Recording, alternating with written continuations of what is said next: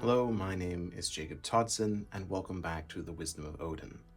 Today, I do not have a big adventure for you across ancient lands. I am making this video in the place I'm currently staying at in London to discuss with you how I stay connected while on the road. Because oftentimes I'm not running around in ancient barrows and stone circles and the highlands. Most of my time I'm in the cities living, renting typically Airbnbs and living entire months or more than a month, in these places. Currently I'm in London, and it is very different than Edinburgh, and it's not very nature heavy. In fact, I feel very disconnected from nature. So this is the first time I've actually sat down and performed a ritual at my altar. And I wanted to share that with you. So this is going to be a little bit more of a quiet video, a little bit more of a discussion, because a lot of this, when it comes to altars and how we use them today, is UPG, personal gnosis, or really just new age stuff. These are things that we just don't know that much about in the historic past. And so a lot of these practices come from our modern era, or a hodgepodge of different beliefs around the world. And so it can be really hard to talk about. And so I'm just going to really share with you how I'm staying connected. I don't know if it's historically right. These are just things that I've learned along the way, learned from others, and have brought together into my practice. Again, much smaller episode today, but I hope you enjoy it. I hope it's helpful to you. This is how I stay connected while on the go.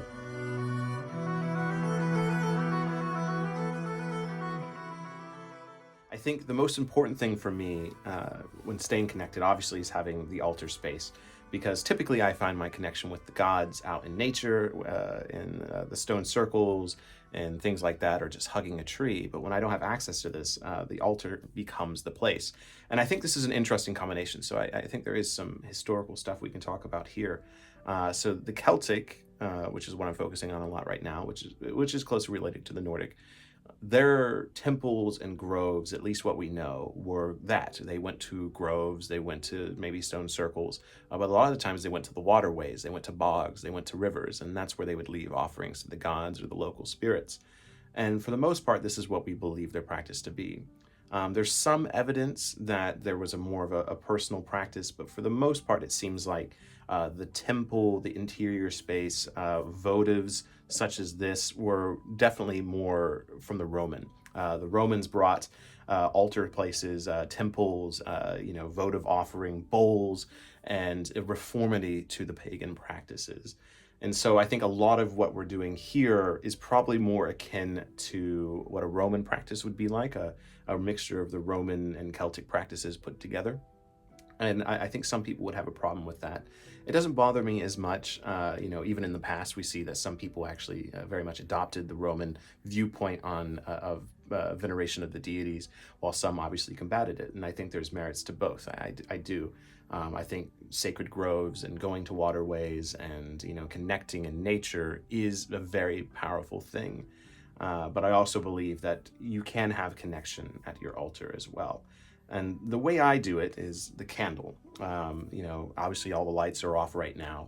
And so I have the lighting source. I can't have a campfire in here, obviously, but I can have the element of fire. A very sacred thing. And basically every religion is the sacred flame, the sacred fire.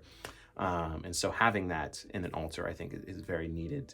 And then you have the things that make you feel connected. So obviously you have things such as the god totem here with Odin. Odin is my primary deity. Obviously I'm traveling, I'm wandering, and so Odin is a very important connection to me. So having an idol to Odin is a must. And so when I discuss Odin, I talk to that idol and I hold this idol. And then I also have a totem to Thor here as well. I've always had this, and I think this kind of goes hand in hand with Mjolnir. To me, having these two things for protection, protection of the home, but also protection while you travel as well. So giving offerings to Thor is never a bad thing. And then I also have this. This was recently gifted to me by someone I met along my travels. I have many statues for someone with such few luggage space, but this statue to me I really love, and I don't know how well you'll be able to see it, maybe the outline right there. But for me, this is very an ancestral type thing, so I've been kind of using this as an ancestral talking point.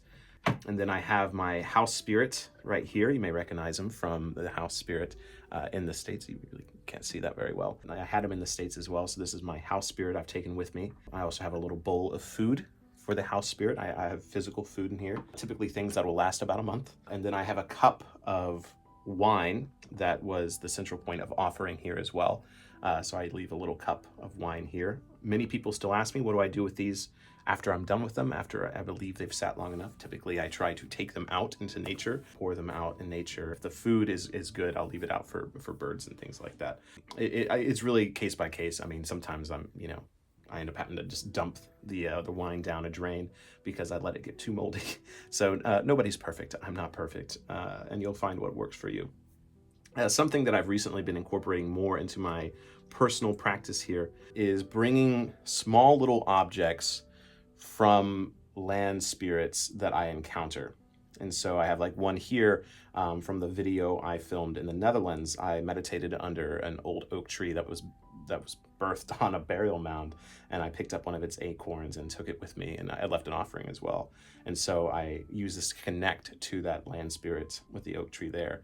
And this is my most recent addition. This is a little stone I picked up on Arthur's Seat in Edinburgh to take with me from the land spirit I met there as well. So I'll use these as a talking point as well to connect with the land spirits and of course give them offerings. But yeah, then I have a few other bits and bobs in here. I have something for the community. This was a gift from a community member. You know who you are if you recognize this. And I use this to remind me of the community, to have a moment of gratitude, to thank the people that believe in me and trust in me to continue to make this content, but also within the community, the leaders in it, and all that we do, and remind me of what is most important, really. So yeah, that is an overview of all this stuff. So that'll be the main moment of me talking, is basically I spend a moment with each of these objects, pouring out a little bit of an offering until the cup is full or I run out of wine, or whatever liquid. It doesn't have to be wine.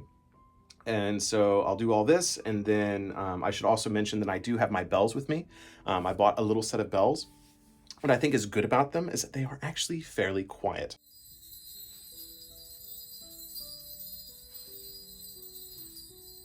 And so this was kind of what I'll use to open the space right now. I don't necessarily have anything to smudge with while I travel. I do have little feathers if I had something like that to smudge if I wanted to. But I don't have anything.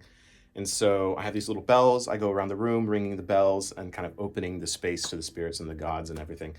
And then I'll have my moment. I'll usually put some music on in case the people that own the flat hear anything, which, I mean, they're going to hear Heilung or Wardruna or something like that.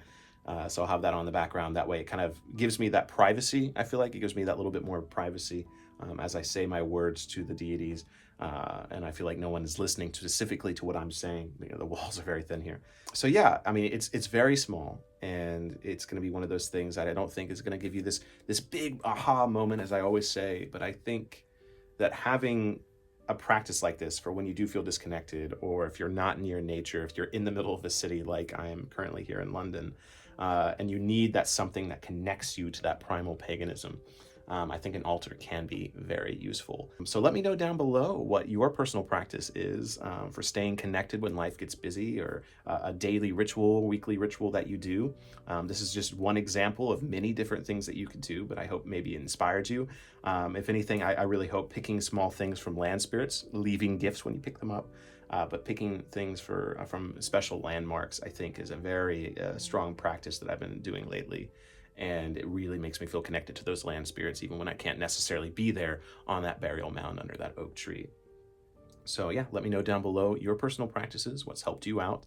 And thank you for joining me for this video. I hope you enjoyed a smaller video. I got some big ones coming up, of course, but I just wanted to film something small for you today. So I will see you in the next one. And until then, hail the gods, the spirits, and the ancestors who came before us.